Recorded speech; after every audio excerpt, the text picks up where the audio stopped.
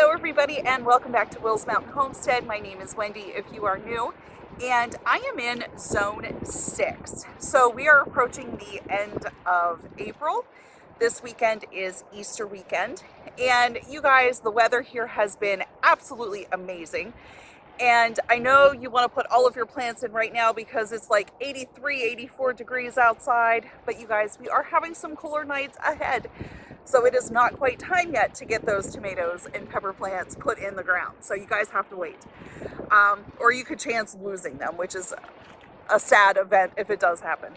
So I want to show you a little bit about what we have going on right now. It has been a while since I've put a video out. Since the last video, my father and I built a chicken brooder, and we were able to find meat birds. So we have 15 meat birds. And then just the other day, a friend of mine and colleague went out and found laying hens at Tractor Supply, because it has been very hard in my area to find hens, because as soon as they come out, they are gone within just minutes. So she was able to pick some up for me, and I actually have them all in the brooder together, and they are doing absolutely amazing right now. And especially with this warm heat, I don't even need the heat lamp on right now because they don't need it, and it's too much actually. And they're doing absolutely fine. So we've got that going on. All of our spring vegetables have emerged. We've got our lettuces in, our spinach, our onions, all of that good stuff has been planted. So let's take a tour through my garden space and I will show you what we have going on and a little bit about what we're gonna do when it comes time to plant the hardier things, which is gonna be here in just a few days. Several of my beds I keep plastic over for the nights whenever we are going to experience a frost. And I've had vegetables planted in these beds for several weeks now, and you can see that my onions and lettuce are doing very well. And then I have radishes and spinach, carrots, and peas. So this gets watered once a day, and if it gets too cold at night, I just take this plastic and pull it the whole way over and clip it with clothespins. This second raised bed that I have, I keep my herbs in it. So I have my rosemary, basil, and I went ahead and purchased holy basil this year because I'm having a hard time deciphering in my other bed if it's holy basil or hyssop. And I'll show you that next because I really don't know. And then my oregano is coming back from last year. And then I have stevia planted here, chamomile, lemongrass, and sage.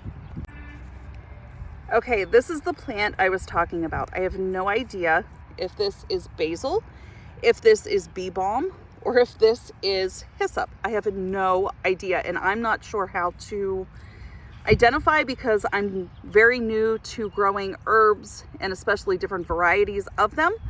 So any ideas that you may have, please comment down in the section below.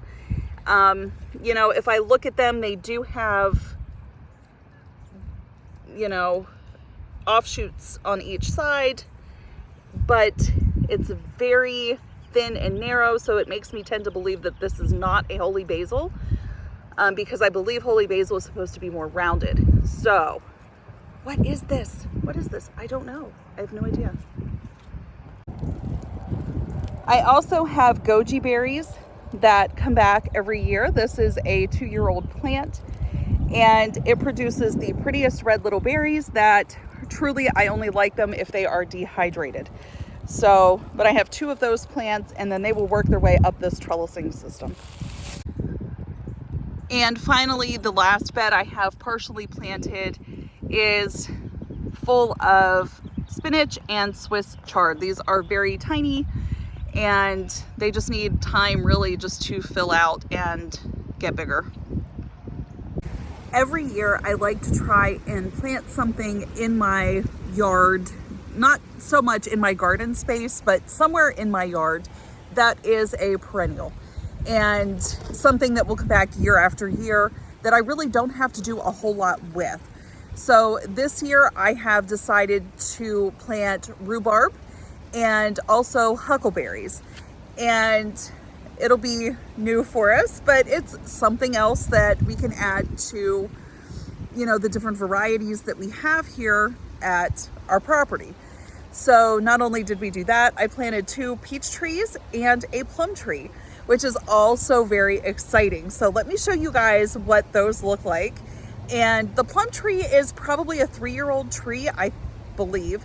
So we may get something off of it this year. I don't expect it, but it's a possibility. So on top of those items, we also have raspberries, blackberries, grapes, a cherry tree, a hickory nut tree, and elderberries. So let me show you guys everything that's coming up and everything that's blooming, and it's just an exciting time right now. Spring is my favorite time of the year because everything is coming to life, everything is emerging, and it's beautiful. So let me show you.